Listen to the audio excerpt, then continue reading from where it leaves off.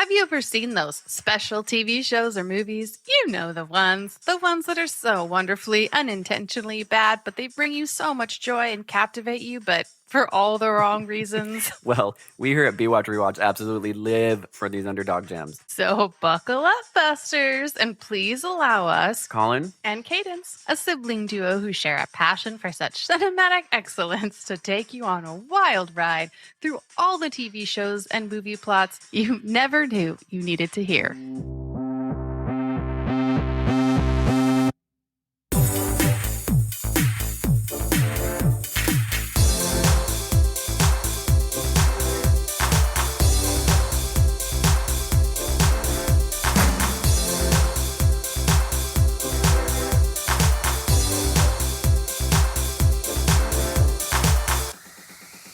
Hello, everybody. It's Colin. Hi, it's Cadence. And we are back for our trilogy saga, although we're only doing, I think, 3, because I think there's 5 total. Well, and then we also split the first movie into 2. So we made it really way more complicated. Yeah, so we're actually making it like 8 episodes of this.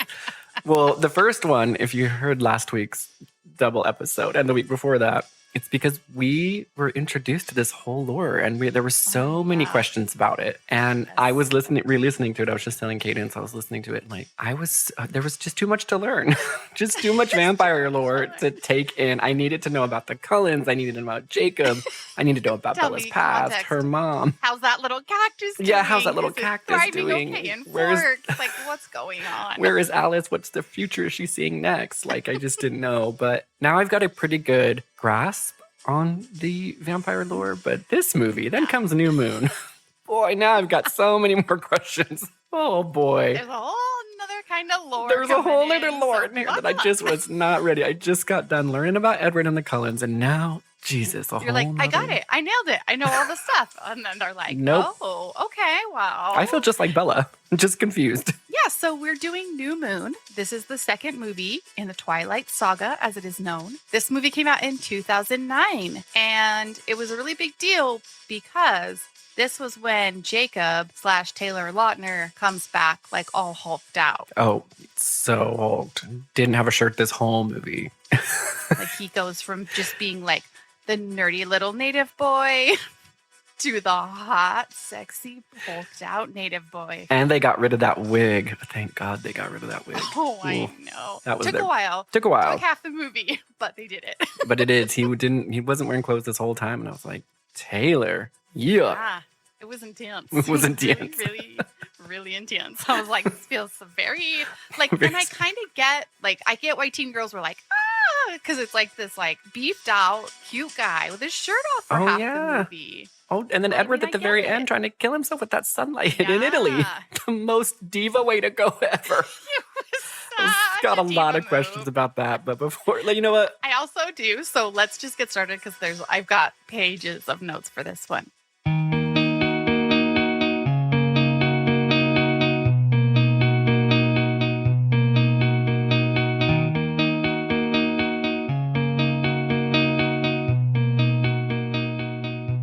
Right, so just in case you didn't have time to listen to our 4-hour 2-part series of Twilight number 1, I'm gonna pick up where we left off, and I'm just gonna give you a quick little recap. Bella moves from Arizona. Her mom's like, bye, going to fuck my baseball player boyfriend. Doesn't get along with her dad. She meets the Cullen family, including Edward. They fall in love. He's a vampire. Now she wants to be a vampire. The first movie ended with these random bad vampires like coming after Bella to kill her, and the whole Cullen family had to come together, rip off this vampire's head and throw him in a fire and dance around it. And right. But also she almost got turned. She almost got turned into a vampire, Bella. But basically, her and Edward are just living the dream life after episode 1. They're just in high school, ruling the school. Yeah, they are. And that's it. That's where we left off. It could not be better for them. Yeah, they left off peak, like living the peak life. Mm-hmm. The brief summary of New Moon is that what goes up must come down. So if they're on the peak now, they're about to hit that valley because she and Edward get separated for the majority of the movie. And then while Edward's gone, Jacob and Bella get very close. Very close. Too close for comfort. And then in a moment where Edward's in peril, let's just say that, Bella and Edward are reunited once more at the very end. So this is their journey being apart, but it's mostly Bella's journey. You don't see a ton of Edward. I know, you don't see a ton of Edward, and you don't get to know anything more about Bella because she doesn't say or do anything. She's the least exciting person in the world. But we do get that shirtless Jacob. And where did he cut his hair mid-movie, but I don't know if they ever actually talk about it. Anyway, we'll get into it. No, they do, but we'll get to it when we get to it. So we're back in Forks, Washington, and we get to this. We wake up. We wake up. I'm getting ahead of myself. What are we doing? I'm getting ahead of myself. We start the movie off with Bella in a beautiful field of flowers, and something just feels a little off with this whole thing, right? And she sees this older woman across the field, and she notices it's her grandma because she says grandma. She says gran. They do that really cool thing, like when you see your dead grandma, you just slowly wave and say hi from across the field. Don't say hey. Don't say hey. Don't run to her. Don't hug her. She's just like, grandma. And then she like kind of does this like shit half wave, like, hey. And then grandma kind of is like, hey, bitch, what are you doing at the end of that field? I guess that's you. I guess that's you. Anyway, we won't get too into it. Basically. I thought you were going to jump to the end and say she wakes up. And I was just going to be like, well, no, the whole point is that she sees Gran. And then Edward walks into the field with her. And she's like, Gran, I want you to meet Edward. And then she puts her hand up to touch her Gran, and it's not her Gran, you guys. It's a mirror. It's Bella's own reflection. So then she turns to Edward, and she like is like, oh my God, I'm old like my Gran, and you're still young like you are. And then that's like Colin said, she wakes up. It's a nightmare. Happy birthday, Bella.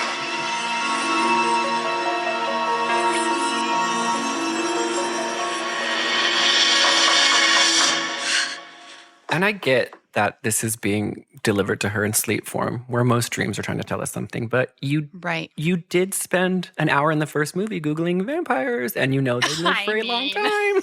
You should have thought about this, Bella. But yes, so she wakes up in Forks, and she's like, cold sweat. She is just stressed out. She's like, shit, I'm getting older. But of course, she fell asleep reading Romeo and Juliet, as one does. And she is just freaked out by this dream. But you know what? She's going to put on her little backpack and go to school because today is her 18th birthday. It's her birthday. She sits up in bed and her dad's like, happy birthday. And she's like, I thought we agreed no presents. I thought we agreed on no presents. And I'm like, why is Bella so obnoxious? Like any kid's going to be like, cool, you got me a present. No. But she's like, she's too like cool. Other girls. So she doesn't want birthday presents from her dad. Like, no, it's none. So dumb. But anyway, he hands her, because this sort of sets the tone for the whole thing, because she doesn't want to get older. That's like the theme that's coming this whole time. Oh, and they really drill it in, because every single person, she goes to school and everyone's like, happy birthday, Bella. You're 18 now. You're an old bitch. Like everybody's joking around with her. And you're just like, okay, we get it. It's her 18th birthday. It's about her birthday. Yeah. And her dad gives her like, he's like, well, your mom and I, we worked together to buy you this gift. And it's a picture album. It's a photo album. Because he's like, your mom's busy, still fucking her boyfriend in every 50 state. But she does want to see pictures of this when everything's said and done. So if you could just fill this what up. What every 18-year-old girl loves is a picture album. I'm telling you. Every 18-year-old girl loves to get a picture album. She starts trying to fill it up. And so that's kind of like part of the movie. So as Colin said, she gets to school. And I mean, everyone in this school has been counting down the days until Bella's birthday. They have been watching their calendars in anticipation for this moment. They have been living for it. Today's a big day, Bella.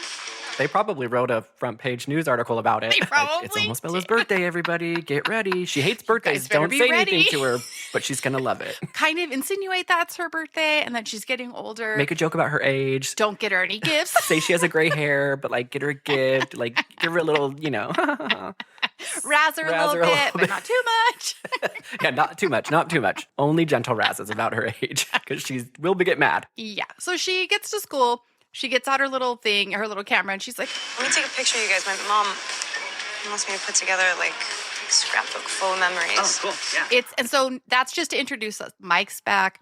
Jessica's back. The whole crew. Emo Eric is back. Emo Eric is back in a big way. He's in a big way.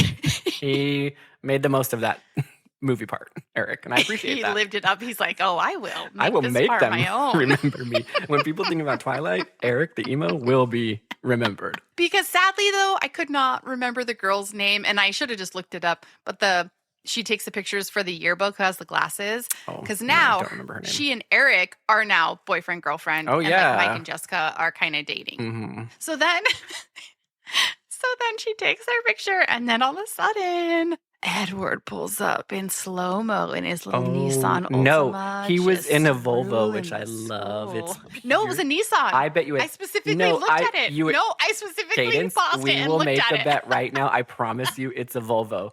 I remember making the same joke because he takes up he parks horizontal along 5 parking spaces, and he gets out slow-mo watching, and later when little ghost Edward pops up, or she like remembers him in that memory, she also remembers his car because it also goes away, and it is a Volvo, hands down.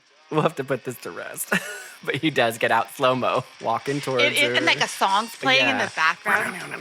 Bad boy coming in his Volvo. Because he has like a layered shirt, like a t-shirt, and then like a button-up shirt that's open, so it's like blowing in the wind in slow-mo as he's walking towards her. Beautiful. And you're just like, oh, There's yeah, Edward. He's back. They're happy as clams because they are now free and clear to be together in public. Duh, I told him the summary of the last movie. They ended on a high note.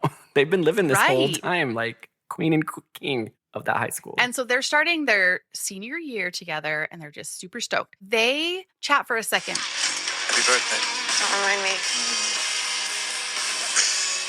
Oh, your birth is definitely something to celebrate. Yeah, my aging's not. You're aging. I think 18 is a little young to start worrying about that. It's 1 year older than you. No, it isn't. I'm 109. Well, maybe I shouldn't be dating such an old man. It's gross. I should be thoroughly repulsed. Then as they're about to go in, Edward's like, Wait a second. Someone wants you. Up runs Jacob. Sweet, long-haired Jacob. Bella. Jacob. And he's like, hey, Bella, it's your birthday. Just in case no one knew, it's your 18th birthday. You're old. Haha, just razzing you a little bit. I've got long hair. I also got you a little gift. Remember those nightmares that you just had last night? Apparently, you've had them for a while now because you talked to me about them. And I got you a dream catcher because I'm Native American and I have long hair. yeah. And this is my favorite part because she's just like chatting and Edward's sitting maybe 2 feet behind them. Hello, biceps. You know, anabolic steroids are really bad for you. Well, I'm just filling out, Bella. You know, it wouldn't seem so drastic if we hung out more. You should switch schools and come hang out with the palefaces. I'm all right. I prefer the res school's exclusivity. They let any old riffraff into this place. I see. Why are you slumming it? I was just buying a part for the Rept. You should really come take a ride when it's done. Is it fast? It's decent. I'm kidding. Okay, good. Hey, happy birthday. Your dad told my dad, so. Yeah, of course he did. I saw this the other day and thought of you. Catches bad dreams. That's kind of perfect. Thank you. No problem. Good seeing you. Yeah, I'll see you later. So they're having a face-to-face. Edward's he's far enough back to not be part of the conversation, but also close enough to definitely hear every single word they're saying. He's absolutely hearing everything. So it's kind of this there's no uncomfortable kind of situation. And they have to acknowledge that he's super buff because he wasn't that way in the last movie. No. So she's like, oh, hello, biceps. Like, steroids are bad for you, right? Like making jokes. I'm just trying to fill out. Oh, yeah, he does say, I just filled out, Bella. It's nasty. It's not my favorite thing that he says, but they're trying to acknowledge that, like, technically they live in the same town and it's only been a couple months, but somehow Jacob got completely yoked. Also, what the hell's Jacob doing at the school? He doesn't go to school. He's homeschooled on the reservation. He shows up specifically for Bella's birthday. Yes, Jesus. that was the other thing that I was like, what is happening? He doesn't even go to school. But he's going to get so up I was just like, you drove all the way here at 5 o'clock in the morning to get to Forks High School to give her this tiny hand-woven dream catcher. You know he didn't drive. He werewolfed. He werewolfed through the forest and got there. You know, Colin, he's not a werewolf yet. sorry. You are jumping ahead. Sorry. I didn't think anybody knew. He absolutely drove, even though we do never see him in a car. But I would like to say that as they walk away from this interaction, Edward's like, So how come Jacob Black gets to give you a gift and I don't? Because I have nothing to give back to you. And I'm like, Bella, sweetheart, that's not how birthdays work. Like, it's the dumbest thing, girl. You're so why? That doesn't make any sense. If you had to give a gift back to everybody who gave you a gift on your birthday, that would be not fun to have a birthday. And also, what the hell did you give Jacob back? Yeah. You took the dream catcher and you did it doesn't make any sense. And Edward's answer to her is, Bella, you give me everything just by breathing. Oh God. Edward. it's so intense. It's never and cute so to have somebody just like stupid. obsessed with your life. That's not cute. But we're setting the stages for obviously what's going to happen, this love triangle. This is the start of the love triangle. And this is what Cadence and I are trying to figure out. In the first movie, Bella only talked to Jacob like one time. Like he built her a new engine when she first got there. Mhm. But really, besides that, and then him showing up at prom at the very end of the movie from in the trees, Yeah, with his unbuttoned shirt. telling her that like his dad's going to pay him $20 to like Yeah. not date Edward, which is a whole weird thing that never really got resolved because Bella's like, hey, remember that time you tried to bribe me not to hang out with Edward?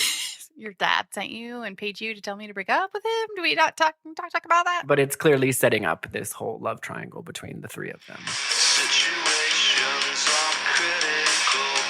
You gotta look first before you go. So the very last person to be very enthusiastic about Bella's birthday is Alice, who pops in her full maternity dress. I don't know if Mhm. you noticed that. I was like, what is happening with your maternity clothes? I only noticed that beautiful flip hair. That's all I care about. Nothing It's else. too distracting, nothing from the flip neck hair is- down. Yeah, nothing. I just care about that flip. All I saw was that dress. It was a maternity dress. It was a tent. It was so bizarre. But she's like, Happy birthday! I thought I said no presents. I've already seen you open it, and guess what? You love it. You're gonna wear it tonight. Our place. Come on, please. It'll be fun. Okay. All right. Great. Okay, I'll see you at 7. she cares so much about Bella's birthday. She's begging her to let them have a birthday party. She does. And Bella's like, well, you know, I don't like birthdays. And she's like, no, please. It's weird. Well, she also gives her a gift. She gives her a gift at school, which everybody loves to get a gift at school. Like a Oh, perfectly yeah. wrapped, like Martha Stewart Yes. bow style gift. Then she begs Yes. Bella, please, please, please. It's my lifelong dream. I've been alive for 300 years, but all I want to do is celebrate you tonight for no Yes, other this is reason. the pinnacle of then we my all very love long you. vampire life. Is your 18th birthday. I have something prepared. Just please let me do it. And so Bella finally relents. Oh, fine, and she's Alice. like, Okay, I whatever. guess. But then they walk to class together, her and Edward. And there's some really, I just love how the director and the writer, like some movies you wouldn't normally pick up on these nuances. Only if you're like if you've studied film and really understand, you might pick up the nuances of some of the things that they throw in this film. It's incredibly subtle. Yeah. Subtle, because they're in class and they're learning about Romeo and Juliet, which I don't know if you remember earlier. She was reading as she fell asleep and had a nightmare. And they're watching the movie version.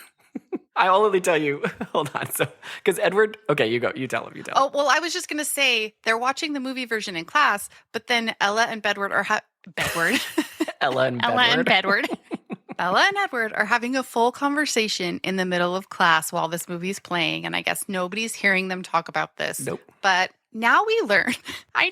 This was so silly to me because Edward finds this way to be like, well, I'm kind of jealous of Juliet. And Bella's like, oh, because she's so beautiful. Yeah, I guess if you're into that kind of thing. And he's like, no, because she has the option to die. And I don't. Bitch, everybody has the option to die, technically. Like, you don't have to be jealous of Juliet.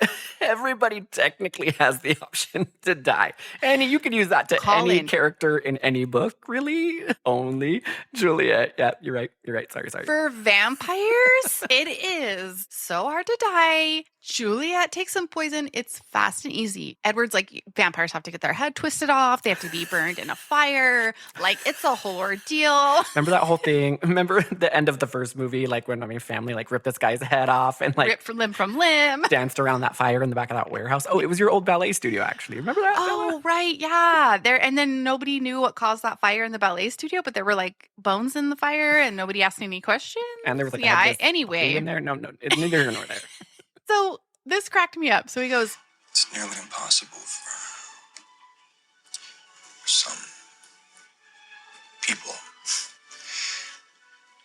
For humans, a little poison, a dagger to the heart. So many different options. Why would you say that? Just had to consider it once. I didn't know if I'd get you in time. I had to come up with some kind of plan. What was the plan? I'd go to Italy and provoke the Volturi. The what? The Volturi. It's like really hard. Vampires don't have a lot of options when it comes to that. And I had to face the idea of life without you. And I just wanted to die if you weren't alive. He's like, so I created a plan. So first, let's set aside the fact that he's like, I didn't want to be alive if you weren't alive. I'm going to just put that in a box to the side right now because that's his own thing. That's a very heavy thing to process. But he tells her that when she was taken by the vampire that got rused and they were in the dance studio, he's like, I had to come up with a plan of how I was going to die. And I'm like, you were very involved in this ruse. So don't tell me you sat there and planned out a whole thing of what you were going to do. He's way into this. He's way more into this than Bella is. Bella's like, okay.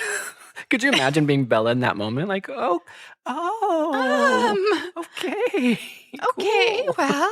Tell me your story. So he's like, well, my plan was that I was going to go to Italy. I was going to provoke the Volturi. Which she has no idea what they are. Bella's like, who's the Volturi? What the hell are you talking about? You'll get it later. He's like, you may not get it now, but what I am going to tell you is they're very powerful. So he's like, that was my plan. And I'm like, you did not have enough time to concoct that plan.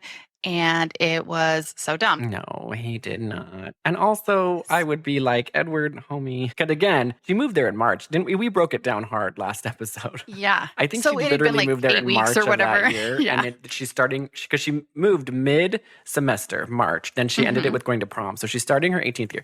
They have not even been together for 6 months. Not even 6 months, yes. And he's telling her in class that he wants to die without her. Yes. And she's like, not on my birthday, Edward. Talking about not on my birthday. But I'm kind of thinking like, vampire or not, I would be even more creeped out because he's a vampire that's going to live forever. This is not like a situation where he's like, going to stalk you until he gets old and dies. Like he will for sure be around until you get old and die, stalking you. Yes. And so he's like, I love you no matter what. But then he's also like, I don't want to be alive if you're not around. And I'm like, so then you're also planning on dying when she dies later. Like the whole thing. It's very weird. She's going to die no matter what. Yeah. Anyway. Don't want to even think about it. He tells her this whole thing about how he's going to move to Italy. She has no context for the Volturi or why he's talking about Italy like, I just or wanna watch, anything. I want to watch Romeo and Juliet. I want to open my gifts. I'm just thinking about Alice's party later tonight. You're laying a lot on me in Mr. Kruger's freaking literature class, okay? Yeah. And at the last second, I guess that the teacher is like, turns on the lights, ends the movie. He's like, I would like to repeat the last few lines of iambic pentameter just to show they were paying attention. Mr. Cullen. and guess who can do it? It's Edward. He gives It's Edward because crappiest little rendition of that damn book. think about how many times he has had to do and a that's the Romeo and funny Juliet thing. assignment. It's He like- has that whole thing memorized. But in the first movie, he had no idea. How do I cut open a frog? I'm so dumb. Like, come on. You've been in high school 100 years. Of course you know Romeo and Juliet. None of the other kids are like, oh, Edward's really into that book or anything. They're just like, okay, that No. makes total sense. Oh, that he can was recite paying this. attention. Oh, wow, not Cullen kid with all his adopted brother and sister. He was paying attention. Oh, and so anyway, you get this idea. It's just really setting it up. They are setting it up that they do not want to be without each other. Yeah, but that's what I said. The movie is just like so subtle that I had to reiterate to the audience listening that if you couldn't Right. tell already, they're setting this up for like this love triangle, possibly death, life forever, those kind of, really intense themes. Subtle, nuanced. You wouldn't maybe not have picked them up had you not listened to us kind of like pick up the subtext of the scene. Mhm, But that's what we're here to do. So you're welcome. Oh, here will I set up my everlasting rest and shake the yoke of inauspicious stars from this world-wearied flesh. Eyes, look your last. Arms, take your last embrace. And lips, know you the doors of breath. Seal with a righteous kiss, a dateless bargain to engrossing death. Eyes on the screen, people. Us with a kiss. I die. So after this Romeo and Juliet shenanigans in high school, it immediately cuts to everybody very mature, dressed very nice, looking at the painting in the Cullens home. Wait. For right now, it's just Edward and Bella. Yes, But because she's there for the party that Alice wants to very much wants to throw her. This is when Bella's kind of like, what about the Voltaire you were talking about? Yeah, earlier? you remember how you mentioned during Romeo and Juliet? Remember when you said that? You were going to kill yourself and all that? They were going to behead you. Who's the Voltaire? And he's like, oh, well, the Voltaire are this ultra-powerful group of vampires. The Volturi are a very old, very powerful family. I guess they're the closest thing to royalty my world has. Is that Carlisle? Yeah. He lived with him for a few decades. Described him as very refined. No respect for human life, of course, but respect for the arts and the sciences, at least. And the law. Above all, the law. Vampires have laws? Not very many. And only one that's regularly enforced. What is it? That we keep the existence of our kind a secret. We don't make spectacles of ourselves. And we don't kill conspicuously. Unless, of course, you want to die. You gotta stop talking about that. I can't even think about someone hurting you. Bella, the only thing that can hurt me is you. They're like vampire royalty. They live in Italy. course they Carlisle do. also lived with them for like a couple decades. So he's in the Mhm. painting that they're looking at. Yep. They're very Family fancy painting. pants. They only wear old school, like 18th century dandy clothing. But they're trying to be They have inconspicuous. not- They get Yeah, mad. They get they have mad not if you try to modernized show at all. They get mad if you try to show yourself and let other humans know that you're a vampire. They get pissed. Right. But they walk around in like 18th century dandy robes in Italy, and it's all very like eyes wide shut. So like it's kind of weird. Long hair. Yes, the like- funny thing about these movies is everybody's so scared about getting outed as a vamp, but they all act the most vampish you could ever act. It's like, come on, homie. Yes.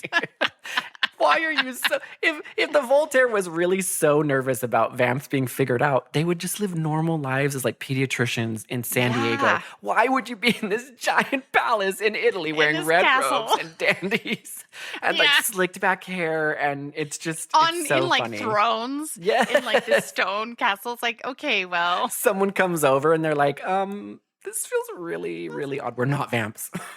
We're definitely not vamps, and vamps. we will kill you This if you may think look we like are. a vamp house, but it's not a vamp house.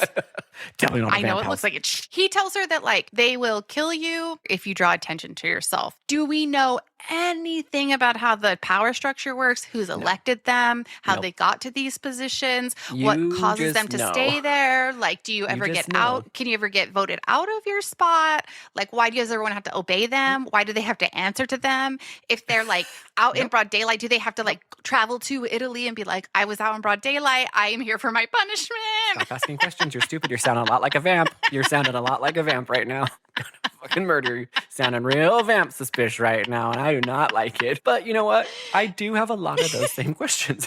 But if I weren't a vamp, How long has their home been here? Did they make these rules? Did they have kind of like this democracy and vote on the rules about killing a human in daylight? right? And is this a worldwide situation? Is this regional? And why is it in Italy if they're in America? Was it like all in favor of murdering a vamp if they kill a human in broad daylight or a human in like mid-morning? Say yes. Like, I don't know how they came up with these rules. It's all written down. How they would have, know like, a if very somebody specific killed rule someone book. in the middle of the day. That was my other thing was like, if you're in this tiny town in Italy and then you're the worldwide vampiric council, how does one find got out when eyes it's and time to ears punish everywhere. someone, to They've hold got someone eyes and ears accountable? everywhere. How does word travel? Are they like Alice where they can see like partial vision? So they're like, I think someone broke the rule in Michigan. Well, I'm not entirely sure. No, not I think someone broke the rule. I think someone's about to break the rule in Michigan. I think I'm getting a vague vision of like someone's gonna I'm getting a sense break that a like rule. Should we maybe go after them? it's a long we flight fly? though. Like Can I'm we even gonna- fly? Does I don't anybody know know if I what we want to sit can on do? a plane for 12 hours.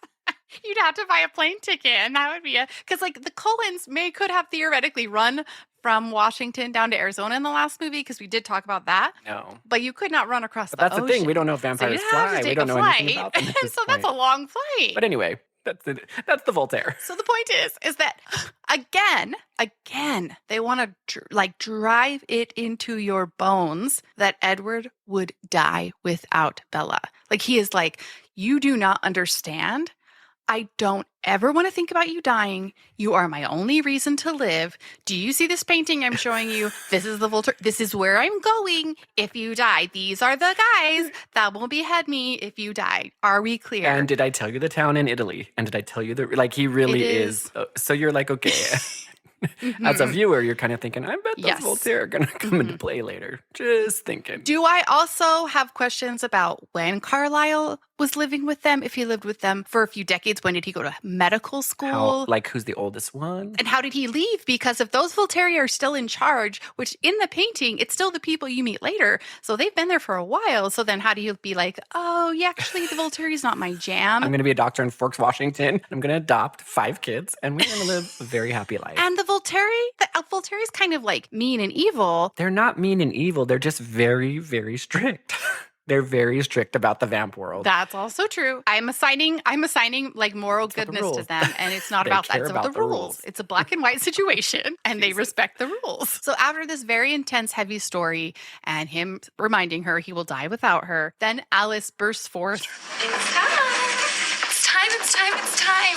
And she's like, oh my God, my life dream has come true. I finished setting this up. You got to come into the other room. I'm about to die of excitement, because you find out they've just been passing the time until Alice is ready to surprise her. Honestly, which she does. It's a beautiful surprise. Moment. Candles everywhere. Everyone's dressed up in their finest cocktail attire. Oh, Beautiful. 500 candles and roses. I'm like, this is this is your 18th birthday, and this looks like for sure 30th birthday. It's gorgeous. 50th birthday. The most elegant, mature opera. Oh, like roses, classical music playing. Could you imagine on your 18th birthday having that happen to you? I'd be like, I wouldn't know what to do. I'd be, this is too fancy for me. Get me to Dave and Buster's right now.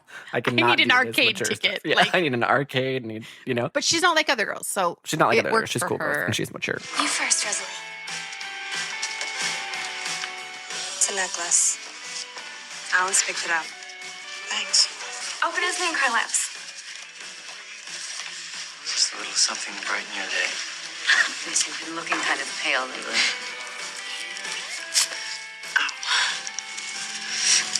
Paper cut.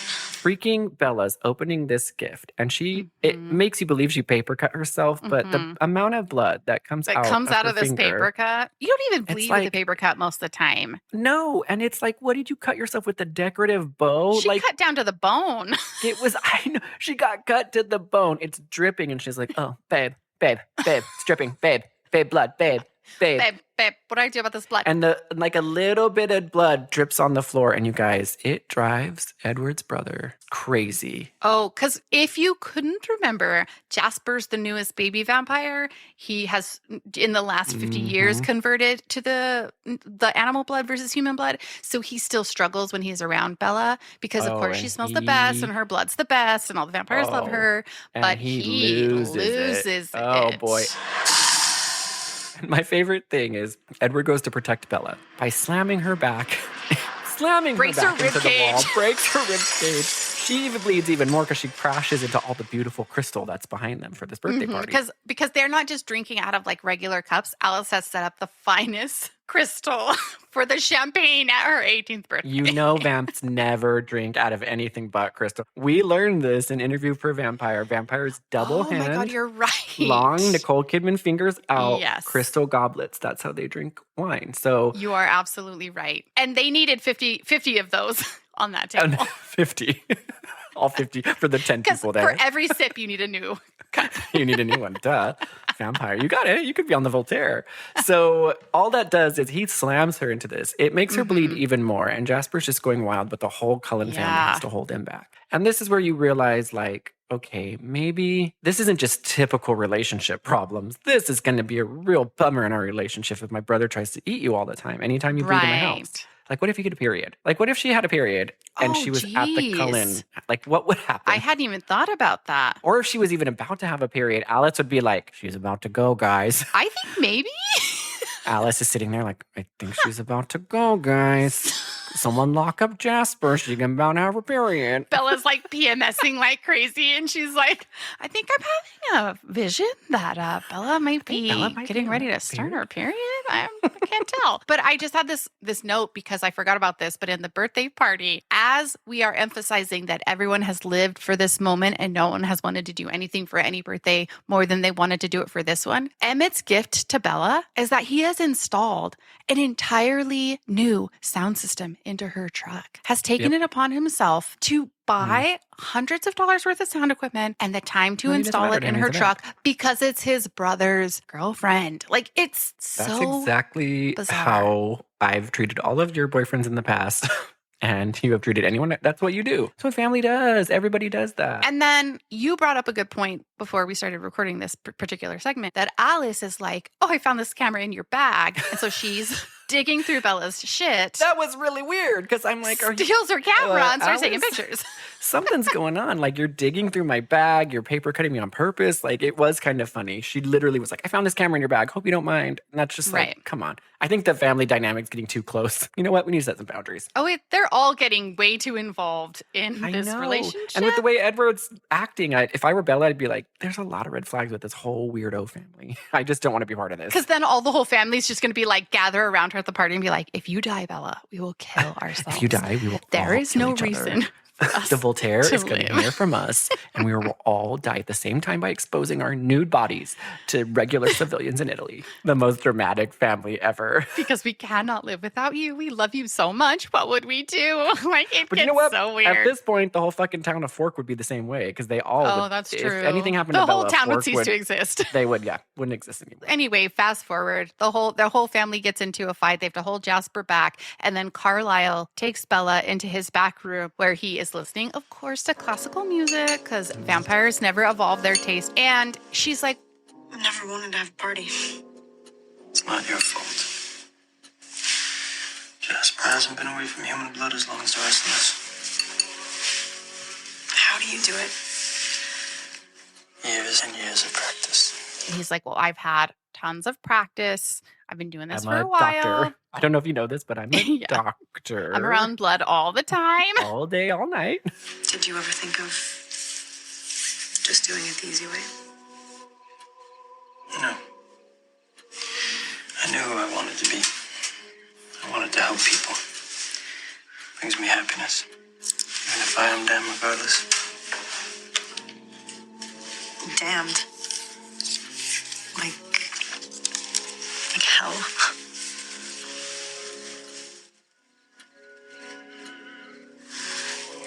Carlisle, you couldn't be damned. You couldn't. It's impossible. Thank you, Bella. You've always been very gracious about us. So that's it. That's why he won't change me. Imagine the situation in reverse. If you believed as Edward does, could you take away his soul? And I know that you're really frustrated that Edward won't turn you into a vampire, but he left out this very important part that our souls are damned, and he doesn't want to damn your soul. Oh, okay, about that. Yeah. Sorry. That's a little subtext that comes with the whole vampire thing. Because this whole time, Bella's still kind of wanting to be vamp. Because she's kind of thinking like, I can maybe be with Edward forever. I've known him for maybe 4 months and I want to spend literally the rest of eternity and damn my soul to be with him, which makes a lot of sense. But she's kind of having these feelings of wanting to be a vamp. So that kind of clears it up a little bit. And she's like, you know what? I'm glad you told me that because he did leave the damned soul thing out. So thank you. Yeah, that was not something he said. But she also tries to be like, I don't know if that's true. Like, you seem like a pretty good vampire. Like, I get that that might be the black and white rules that are imposed. However, you seem like maybe you're in a gray area, but I appreciate you telling me that. What if she was like, I appreciate you telling me that, Carlisle, but 4 months ago I looked on Google I didn't say anything about vampire soul being damned. So I'm gonna have to stop you right there. I don't think you're gonna be damned. According to the internet search, there's no damnation. I didn't see anything about the Volturi, and I didn't think anything about damn souls. So All it said was cold ones, sharp teeth, blood. That's cold all it and said. sharp teeth. But to be fair, I didn't know you guys sparkle either. Didn't see that online. That was a new That thing. was That was a news. new thing. Anyway, this whole thing is basically leading up to the next part. Well, it is leading up to the next part because once one thing happens, the next thing happens. well, leading up to that, but like it's leading up to this crescendo.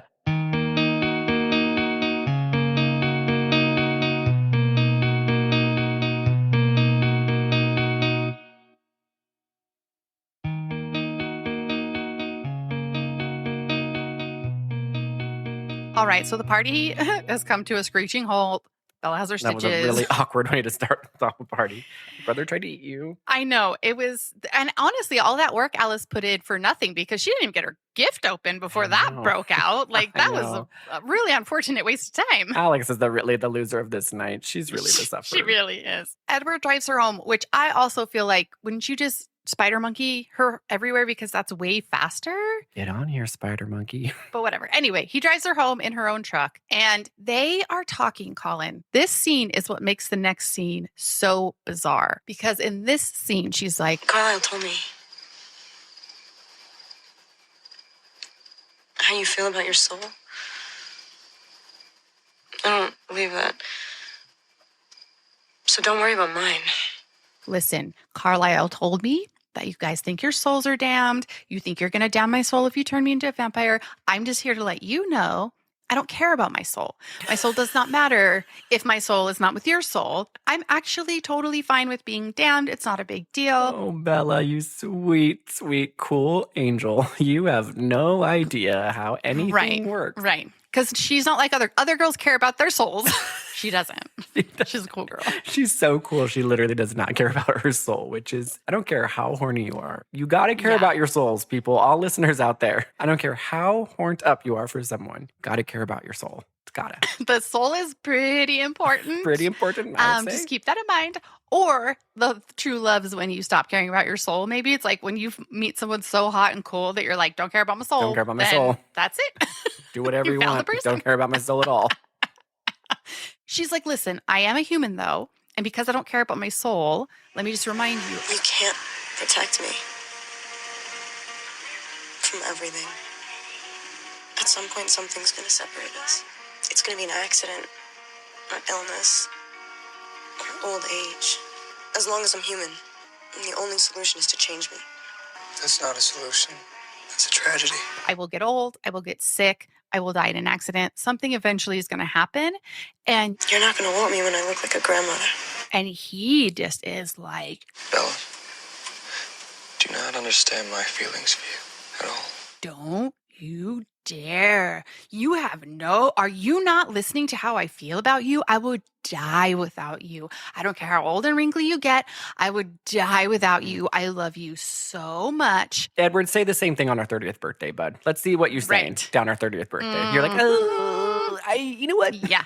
I do still love you, just not your face anymore. Now that I'm looking at it, it has wrinkled a bit and I was wrong. You know what? I am eternally hot and 18 and you're like 32 and kind of let yourself go. So you know what? You've passed your peak. You passed it. He's so mean to her. She's like still So- super hot. Like 32 is a gorgeous age. And he's just like, yeah no. But for him, he's like, that seems Sorry, old. I gotta go to another high school, find another 17-year-old. For my It's not gonna work. 50th time. Then she just says, like, they wrap it up. So that's just the next scene is why I'm bringing this up. They wrap it up with a kiss. They like basically have an orgasm in the driveway. They constantly have this push pull of like they'll start to kiss and they'll be like, and then like push each other away. guy. And so you can tell they're like trying to contain their lust. It's a very Mormon theme, if I must say so myself, like trying to control that lust. Yeah, because you're already like, if you're trying to control that lust, but you're telling this bitch that you don't care about your soul, there's a problem with your priorities. Just give into the lust, see if you like it. Yes. Then decide if you care about your soul. Then make some decisions. The lust has got to be up there with the soul. That's got to be like a good trade you're making. And like I told you last episode, I was like, she literally says, I don't like cold, wet things. His body is entirely cold and dry. Oh, you're right. And like having sex would not be great. I don't know. It doesn't feel like it'd be a pleasurable experience to have like a cold, damp sex sesh with a vamp. I don't know. Maybe that's just me. But either way, you're right. They do have this push-pull and you're like, you guys, just come on. Yes. Just do it. So he's spent this whole entirety, like up until now in the movie, he has said like, I love you so much. I would die without you. Then he kisses her. She goes to bed. The next day, that night she prints up her little picture that Alice took on her little photo printer. Yeah, she gotta have her like memory moment, just to really drill it in. Oh, tonight. Yes, and the tonight. The tonight, right before Jasper tried to kill me. The one peaceful moment at the party. She's all stitched up. She's like, before that, her dad doesn't ask any questions. He's like, yeah, do you have she goes stitches? with a bandage on her arm and So doesn't concern her at all. Does go to bed contemplating all these things. And this is where eventually Edward spends some thinking after this. It's the next day, Colin. It's the next day. She goes to school. That's what I'm saying. He goes to school, but he's been thinking about it all night that night. No, he doesn't go to school. She looks over at his chair in the cafeteria. He's not there. No, but I meant like the next day. Huh. Like he had the whole next day to think about it is basically what I was saying. Oh, yeah, because you just catch her at school the next day. She looks over, his chair is empty, and she's like, that's the Cullen table, and the Cullens aren't here, and it's raining today. So this is a day they could be at school. This is not a camping trip day. It is not sunny. So then you see Edward alone in her room looking at her little one photo in her one photo booth of him taped in there. And he's like, oh God, this conversation is going to be hard. I got to have this conversation. I had a whole night to think about it. Had one night to really think. After school, she pulls up at her house. He meets her outside. He's like, can we talk? Do they decide to go in the house to have this conversation? No, they walk out to the middle of the woods because everything has to be in the middle of the woods. Yes. It's beautiful, but he basically summarizes it as saying, we have to leave Forks. Carlisle's supposed to be 10 years old and he looks. People are starting to notice.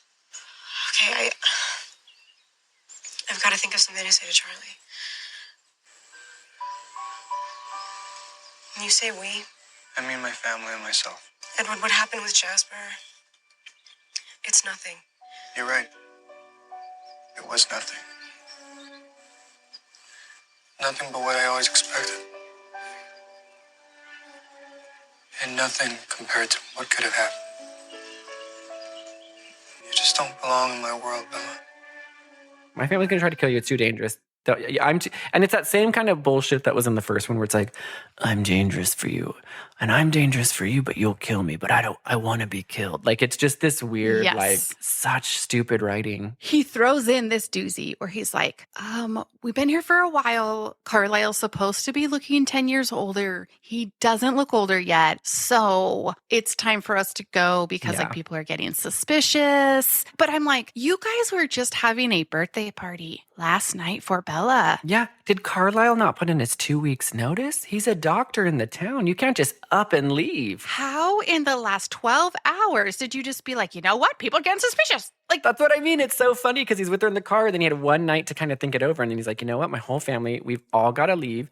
They're all obsessed with her, number one. So I don't know how the whole family came. They're like, how are they all going to live without Bella? They might all end themselves. So you're kind of thinking like, and Carlisle's the doctor of the town. They don't have another healthcare provider. Yes. What are you going to do? There's only like 600 people in the town of Fork. Like, he's got to put, if I were Bella, I'd be like, dude, I know how your dad's a doctor, dude. And he told me last night he was a good one. He told me last night he was a good guy. Doesn't have a bad soul. Yeah. I know he's putting in his 2 weeks, at least, right? Yeah. So I'm like, how long has this been brewing? If people are getting suspicious and it's a whole concern for the entire family, then nobody said anything this entire time. Also, he's a full-grown person, Colin. He's a 100-year-old person. 109. He doesn't have to... 109. He doesn't have to move with them. What? He does not have to They go. have to keep that family unit together, Cadence, for the look of the public. What are the public going to think if he's a 20-year-old living on his own?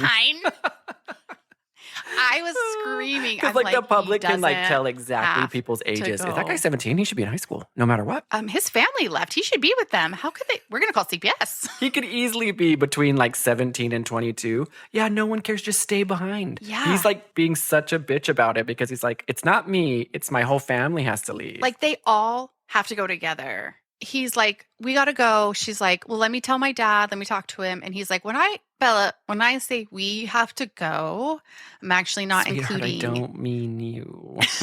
you in that. Sorry. Remember how I told you I love you and I would die for you and I'll die without you and I'll literally kill myself if I'm not around you? Remember how I told you that all last night? Well, now I have to actually go with my family. I have to go with my family. And I do think it's funny that he's like a grown man. He's 109 years old, like you said, because he does tell her his age. And he could easily just stay behind, get a job. He has a good like 4 more years in that town before people start getting suspicious. And with all the Botox and fillers these days, he's got a good 9 years in him before people start getting suspicious. You know? Absolutely. So he's like, we're going to take off. It's not a big deal. You're better off without me. And so he pulls, remember when Morbius, like White Fangs, his friend, when he's like, get out of here, Milo. Get out of here. Get. Yes. He does that to Bella because she's like, you literally just spent all day in English class yesterday telling me how you came up with an entire plan of how you were going to end your life if I got killed by this rogue vampire that was following me. And now you're telling me that you're leaving me. I don't understand what's happening. You've told me your plan to end your own life if you're going to live without me. However, now you're telling me you're going to leave with your family. And then he's like, yeah, and here's the thing that I forgot to tell you right now. I actually don't love you anymore. And she's like, 12 hours ago, you told me you got mad at me when I said you wouldn't love me when I was an old grandma. And now you're telling me you don't love me at all anymore and to get out of your face. Changed my mind. Saw you bleed last night on the carpet after you got a finger cut. Don't love you anymore. Fully Sorry. Don't love you anymore. I'm allowed to change my mind. I'm allowed to change my mind, Bella. I can do whatever I want. I'm a grown-ass man that has to go around with my family. I'm a grown-ass man who has to follow around a bunch of people that we just sort of chose to be together, but there's nothing else binding us. I'm 109 years old, but I'm choosing to be a teenager, a perpetual teenager forever, and I got to go with my foster family and live with my fake dad who's a doctor. Yeah, that's fine. You get it. I can change my mind. My brain was like, did I miss something? Did I miss a scene in between the night before and this conversation in the woods? But you're right. He totally pulls like a, sorry, don't love you. I'm leaving with my family. Bye. And that's the worst way you could possibly tell sweet Bella because she, to say the least, she falls into a depression. I mean, she's crushed. He immediately leaves the forest. He does. He just walks away from her. He's gone. Bye. But she's still in the forest. And she's like, she can't remember how to get back out. Like she doesn't know how she got it. She's like, this is a lot to process. I came to this forest, drove home from a nice day at school after my birthday. Thought we were going to have a little make out in the forest. I thought we were going to have a little that went a totally session. different way. He white-fanged me. And now him and his whole family are leaving me to die. And not only that, they're leaving me to die just as a human, but I'm also going to die because remember the guy that was after me last movie who they ripped off his head and danced in the fire? His partner, red-haired Brave, she's still fully, her name is Victoria, right? Yes. She's still fully after Bella, you guys. She's still hot on the trail. She has a grudge. And that we did not, we probably should have said that somewhere in the movie, but just in case you didn't know, she's also part of this plot. She's after Bella. She's got a grudge. Which is funny because she is kind of this plot, but it's also secondary to the Volturi plot line. Yeah, she kind of just has a grudge when she needs to have a grudge. Like, she just kind of pops in here and there and, like, kind of knows where Bella is vaguely. She's in the same They just vicinity. need to remind you in the audience, like, don't forget about Victoria. She's still part of the story. She comes up later. Every once in a while, it'll just be her running in the forest or, like, jumping off a cliff into the water. So you're like, okay, I think Victoria's after Bella. But if you remember from the end of the last one, Victoria was in the town about to throw down at prom. Remember the scene of her in the prom dress? Formal. Yes. So I'm like, Victoria already fully knows where Bella is, and she's had 4 months to kill her, and she still has not. She's still looking for her. Number one, Forks is a small town. Oh, it's very small. Done and done. You could see her around town. Secondly, she could have just killed her at the prom. Like, I thought that's what she was gonna do. I mean, she got decked out. She was in her jewels. looking at her dress with Edward or dance with Edward. She got all dressed up. She could have just been like, maybe she was afraid Edward was going to fight her. Maybe she just had a really good time at prom. Maybe she went in with the idea to kill Bella, and she's like, you know what? Actually, I'm having a great time at this high school prom. I am actually dancing the YMCA. I feel great. I forgot what it's like to be a killing kid. Bella off for a couple months. I'm just gonna pretend like I'm looking for her. Like, where is she? Yeah, because so in the meantime, the last 4 months, she's been lurking around Forks, just like waiting for the moment. There's nothing that makes sense about it, but whatever. So that's just a side plot, just so you're aware. But yeah, Bella gets so sad that she starts wandering around this forest, going, Edward, Edward, Edward, Edward, Edward, Edward. So Bella's been left in the forest. She's been fucking ghosted. And she sort of gave up. She wandered around for like 4 hours. It got dark. She just laid down and just was like, the forest right by her house. Like, you think you'd be able to get out of there, girl. How deep did you walk in the forest? That's what I said. Because he showed up at your house. You guys walked into the forest to have a chat because you thought you were going to make out, and he ghosted you, and now you're lost forever. You're gone. You're done. So then you come out of the forest for a second. You see Charlie and Harry and like all the native people are there to help look for her. And they're like got maps out and stuff. And then all of a sudden Sam is just shirtless Sam carrying her out of the woods that she went into when this all started. I was like, what? Turns around she was right by her house. Nobody just was like, oh, she's right here. Oh, either way, she goes into a depression, you guys. She's just, I mean, come on.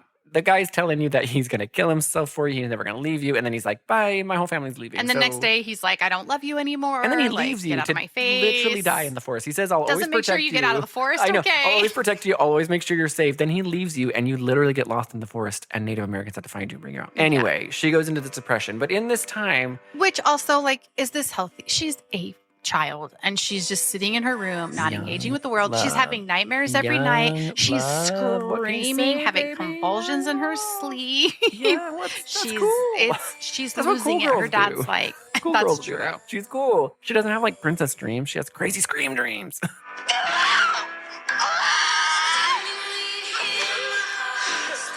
So her dad finally, after months, is like, that's it. What? You're going to Jacksonville. Live with your mother. Hey, this isn't normal behavior. You should probably go live with your mom.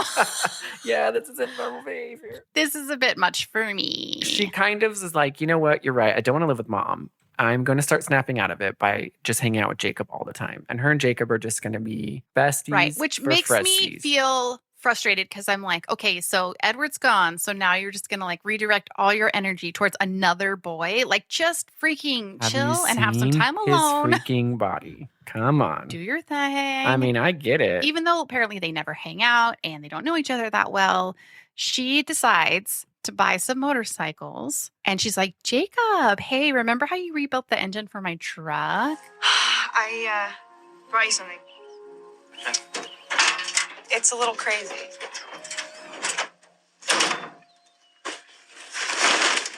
Wow. Scrap metal. You shouldn't have. I saved it from the junkyard. I think they'll probably cost more to fix than they're worth. But then I thought that if I had a mechanic friend to help me out, then... Me. Being the mechanic type friend? That's right. Since when are you into motorcycles? Since now. I get it if you think that this is really stupid and reckless. Yeah, I mean, it's completely stupid and reckless. When do we start? Would you want to do this with me? But mostly you do it so we can ride these motorcycles. And the reason I want you to do this is because if I get a thrill, like adrenaline, if I live recklessly, which I guess being on a motorcycle